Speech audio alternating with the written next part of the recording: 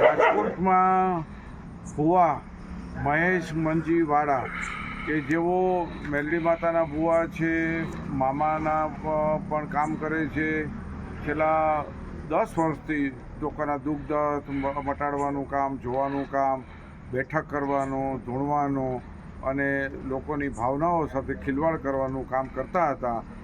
જેઓએ આજે મેટોડાની અંદર દાણા જોવા માટેને બેઠક કરતા રંગે હાથે ઝડપાઈ ગયેલ છે.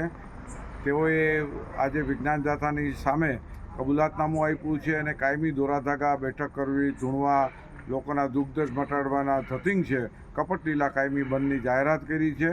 અમે લોકોને અપીલ કરીએ છીએ કે આવા કોઈ પણ દુઃખ દર્દ મટાડવા માટે મેડિકલ સારવાર લેવી જોઈએ. આવા ભૂવા ફરાળી ફકીર કે મુંજાવરોથી દૂર રહેવું જોઈએ.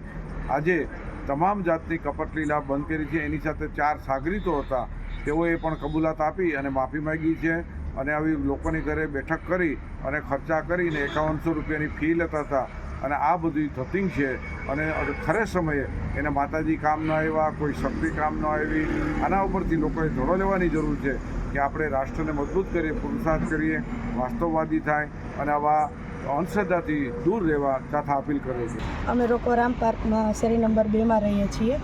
અમે ઘરની પર થોડીક વધારે તકલીફ હોવાથી અમે મહેશવાળા નામના ભુવાજીને સંપર્ક કરેલો.